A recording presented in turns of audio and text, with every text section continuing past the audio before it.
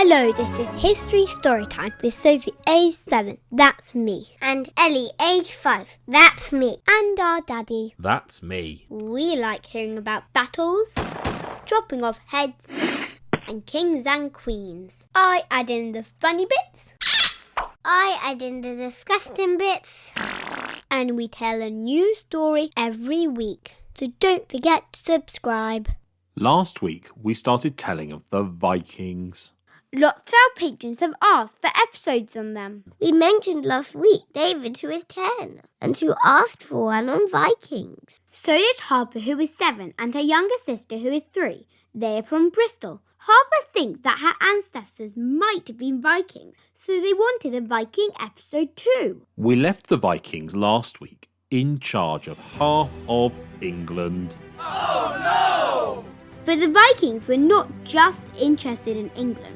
Around the same time as they started raiding England, they also started raiding France. Blood will flow. They would attack the part of France that was next to the English Channel. Twice they rowed their ships up the Seine River to Paris.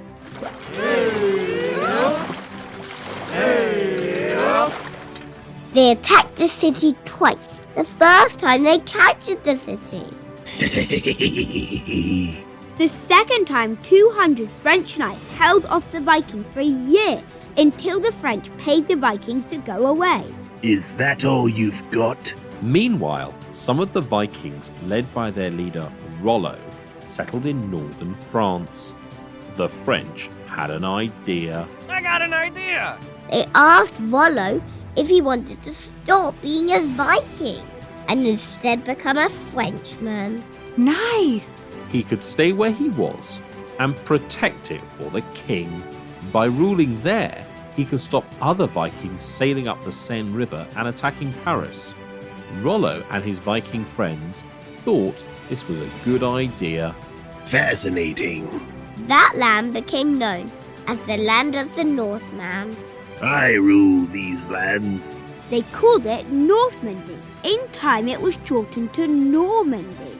The Vikings sailed even further afield. Some went to the Mediterranean. In southern Italy, there were many nobles fighting each other. All sides paid the Vikings to help them. Often, rather than paying money, they paid in land. How bold of you.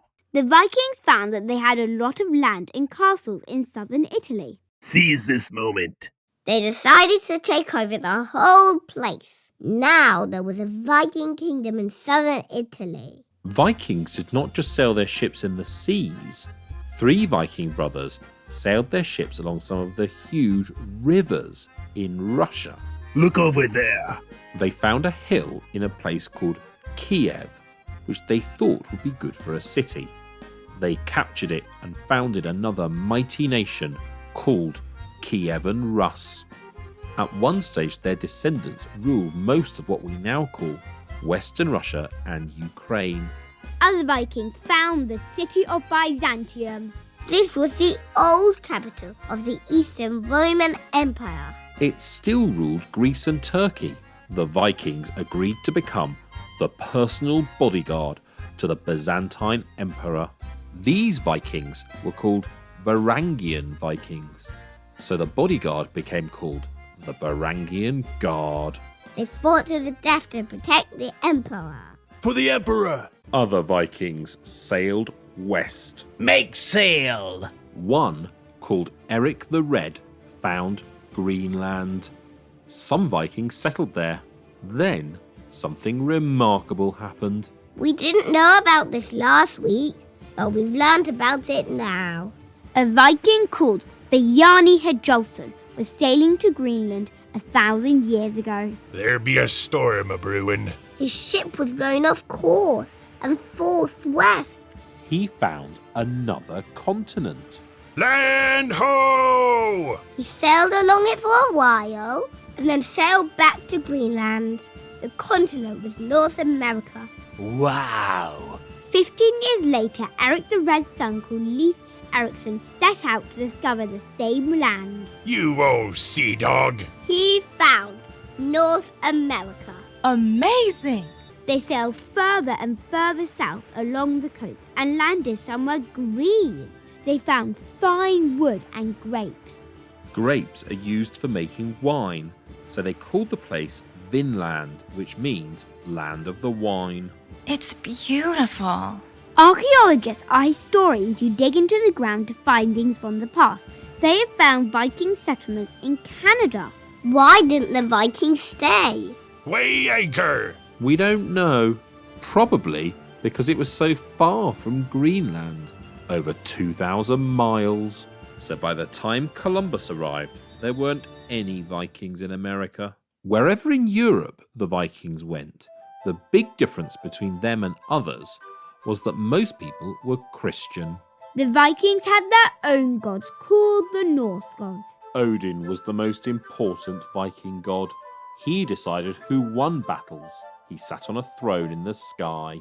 2 ravens reported what had happened to him. They were called Hugin, which means thought, and Muggin, which means memory. Odin had a beautiful wife called Frigg. Hello. She could see the future. She was kind to women and children. Friday is named after her. Frigg's Day became Friday. Thor was the thunder god of the sky. He was brave and strong and protected the home of the gods with his hammer. His hammer caused thunder and lightning. Thursday is named after him. Thor's Day became Thursday. Vikings believed that if they died in battle, they lived with Odin in the great halls of Valhalla. We will meet again. Over time, the Vikings converted to become Christians. Amen. We started this episode with the Vikings in charge of half of England.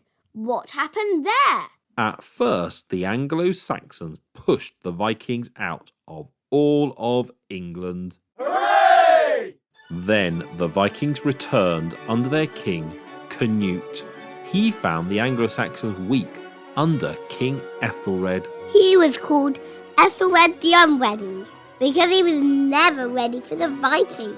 Uh-oh. Canute conquered all of England and became its king. From this day forward, I'm in charge. He was actually a very good king. He was king of Denmark and England. People thought he was very powerful. But he wanted to show people that he was not that powerful. He put his throne into the sea and ordered the sea to stop. Obviously, the sea did not stop, and he got totally wet. Hey! He stood up and said to his people, "See, kings are not all powerful." Love that. After he and his sons died, the Anglo-Saxons took over again. Meanwhile, William, Duke of Normandy, decided to become King of England. This is the Norman Conquest. We did a podcast all about it. William invaded and beat the Saxons at Hastings. He became King of England. For the king. I always thought that the Normans were French, but we have learned in this episode that they were originally Vikings. So in some ways, England's kings and queens were descended from the Vikings. By the ancestors. If you liked this episode, you might like to join our Patrons Club. You can choose an episode like David and Harper chose this one. We also have exclusive episodes. You can join at www.patreon.com/History Storytime. All the details are in the show notes. Sleep tight. Don't let the bed bugs bite.